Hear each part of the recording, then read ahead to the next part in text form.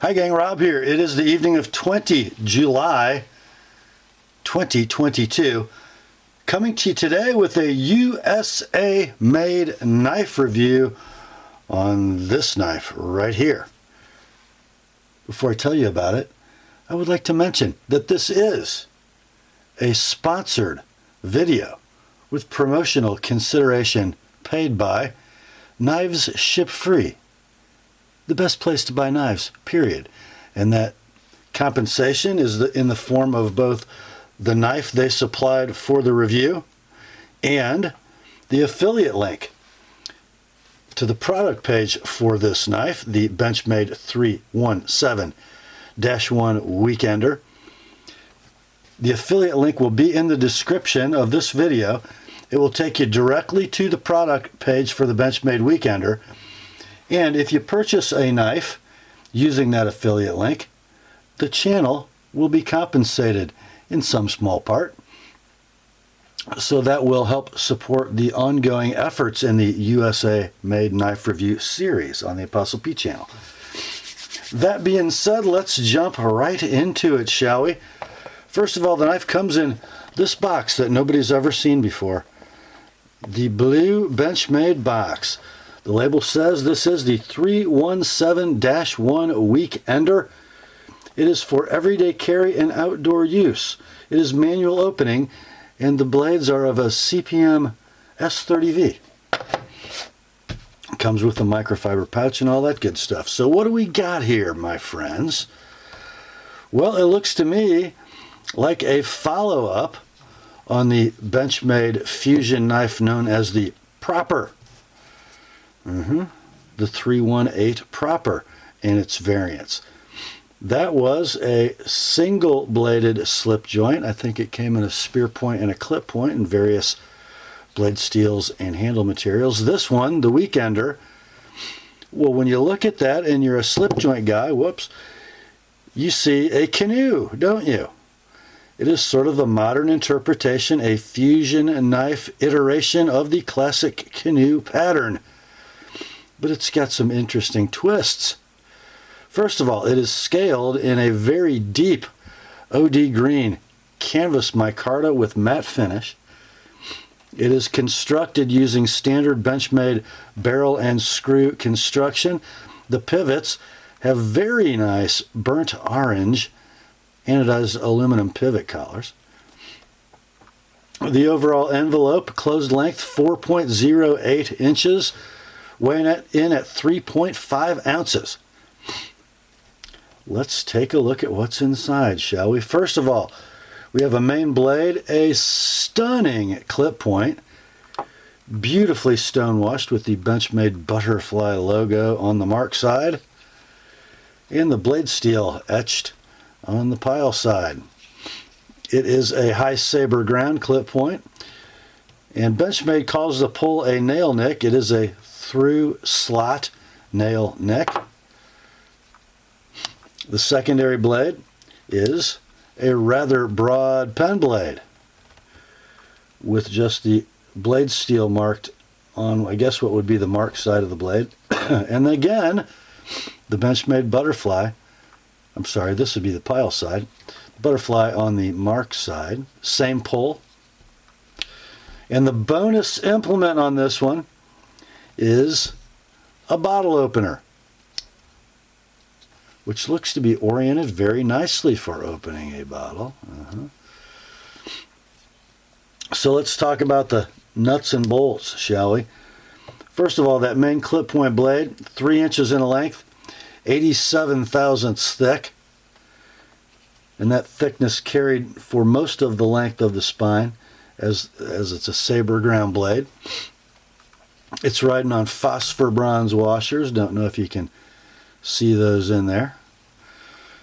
And the pivot mechanism, or the slip joint mechanism, is by this back spring. And I'm going to call it a half-stop knife, but if you look at the corners of the blade tang, you can see that they're pretty aggressively rounded.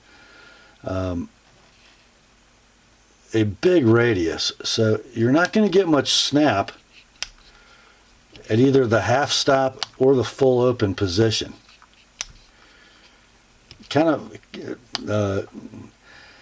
yeah, we'll get to that later in the video, because I got issues with it. And then the same construction on the Penn secondary, phosphor bronze washers, and then a half stop action with rounded corners on the blade tang, which makes it a little mushy. The bottle opener is by friction only. Okay. Let's see, what else can we tell you? Dimensions on the pen. It is 2 inches long, and it's out of that same 87 thousandth stock, but as you can see, it's full flat ground and the spine is slightly violated. So at its thickest point out here, it's about 77 thousandths thick. Both blades are beautifully thinly ground to about 20 thousandths behind the edge. And Benchmade has stepped up their sharpening game for sure. Here's a piece of limp Smoky Mountain Knife Works catalog paper with just a catch or two. Very nice. Very nice, guys. Pretty squared away factory edge, I gotta say.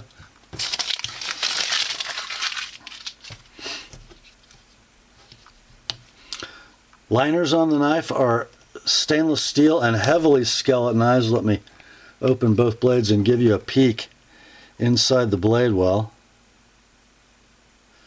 Lots of holes going on.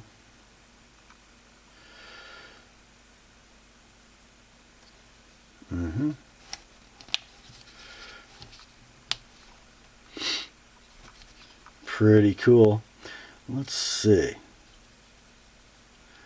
I think overall the fit and finish on the knife is really nice, considering it is a non-hafted knife. If you look closely down the back springs and the liners, you can see the cut marks in the steel. I don't know if Benchmade's using an EDM or what kind of a machine they're using to cut out their components, but they're just cut raw and then tumbled. So you see some marks. I hesitate to call them tool marks. However, if you look down the spine of that handle, or even run your finger down, everything's pretty squared away. So dimensions are pretty precise on this knife, given the fact that it's not a hafted construction knife, meaning all the components are assembled in their finished dimension. There's no grinding or polishing done to the knife after it's put together. Corners on the micarta scales, nicely radiused.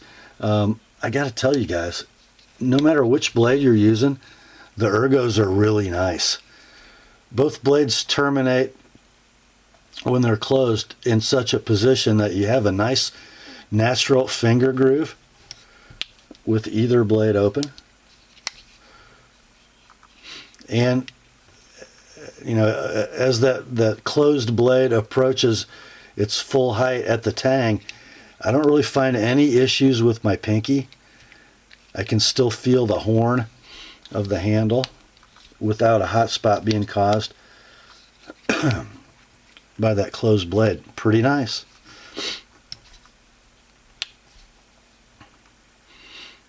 This is a knife that I think can slip in the pocket without a slip, and because of the cover material, that OD green canvas micarta with the matte finish, it's just going to pick up the oils from your hands. It's going to get darker. It's not going to care if it rubs against car keys or loose change in your pocket.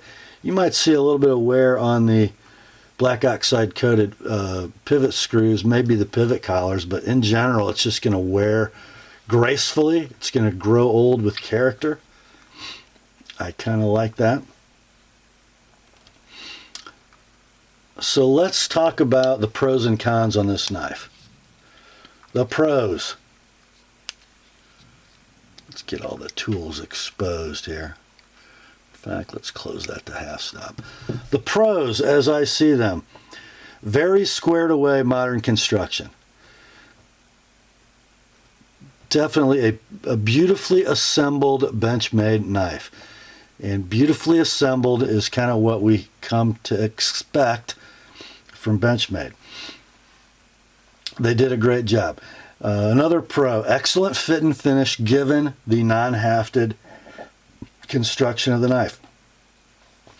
Excellently ground blades with super thin dimensions behind the edge and really good sharpening from the factory. And these blades are going to lend themselves to resharpening very well. Very nice sharpening choil on the main blade, and to a lesser degree on the pen secondary. But both of those are going to be maintainable surfaces. The closed stop mechanism for both blades is a pin that resides in the blade well, and I think if you look down right there, you can see that, well, there are the ends of it, right? That screw head and that barrel. It's an assembly screw for the covers and also serves as the closed stop. And I think if you look closely to the ricasso, right there you can see the little dark line where the stop is executed. So you'll be able to maintain those sharpening choils over the life of the knife without worrying about its operation whatsoever, which is cool. The ergonomics of the knife are very, very good for a traditional pattern, I have to say. Nothing really creates a hot spot as you're using the knife. And then the other thing, it is called the Weekender, isn't it? So good for light cutting tasks. Get a longish blade, you got a shortish blade, and you've got the all-important bottle opener, the cap lifter, to keep your beverages coming over the weekend. So great utility on the blade set. Now let's talk about the potential cons for this knife. Again, non-hafted construction. So it's not, let's just say it's not a knife that is an extremely labor-intensive work for the finishers, okay? So all the parts come out done and they get assembled and the knife is finished. Which brings me to the next con, and that's, I gotta say, it's the price. We've got S30V blades. We have squared away but nothing special finishing. Benchmade has a retail price on this knife of $250.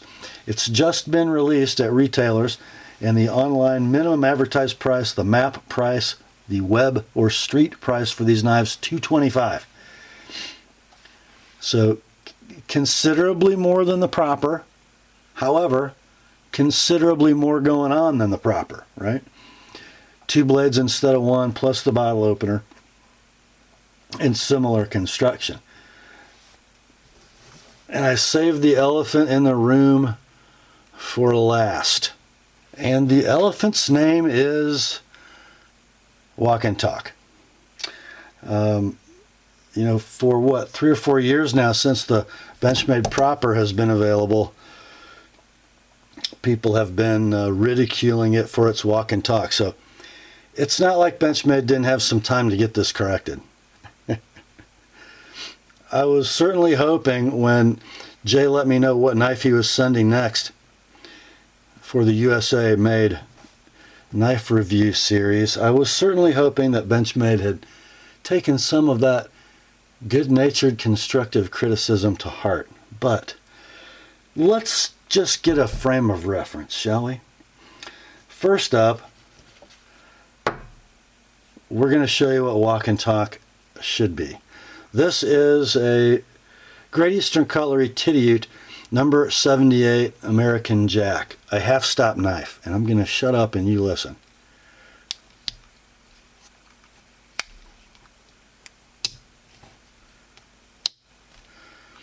That is what it should look like and sound like. Okay, so since the Weekender has rounded corners on the tang, which sort of makes it feel like a cam tang knife with half stops, let's check out Walk and Talk on another Rendezvous knife from Great Eastern Cutlery. This is my 38 Special in gorgeous LVS abalone. This is a cam tang knife, so no half stops.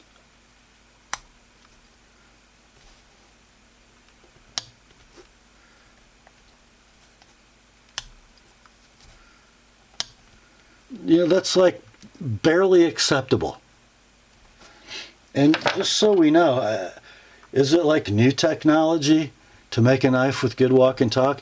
Here is a 100-year-old Robeson Pocket Ease Serpentine Stockman.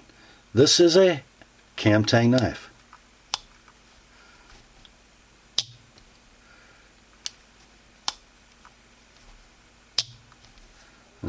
Now for reference, the Weekender.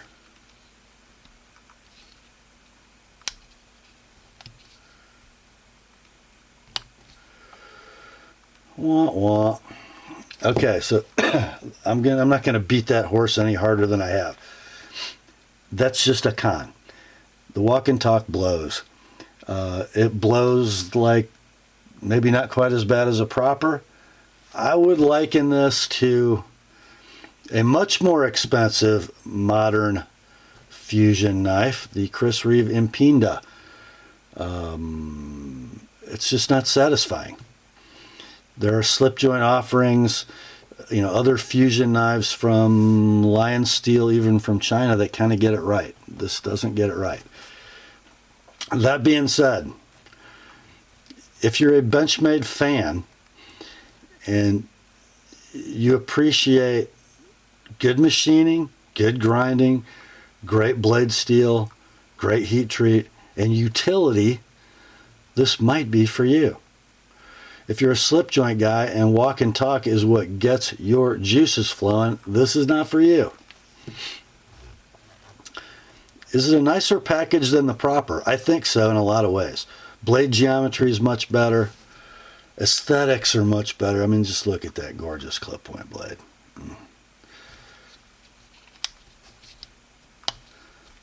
The canoe pattern works very well with the set of implements. So if walk and talk is just something that doesn't mean much to you and you just want a knife that works well and you're going to be able to maintain it to a high performing level over its lifetime, it's a good knife. I think that is my complete and objective review of the Benchmade 317-1 Weekender. Again, there will be an affiliate link in the description if you'd like to pop over to KnivesShipFree, the best place to buy knives, and snag one of these for your collection. It does help the channel, and I would appreciate you doing that. That, my friends, is all for this one. Grace to you and peace from God our Father and the Lord Jesus Christ. Remember, the Word and this factory-edged Benchmade Weekender are sharp. Talk to you soon.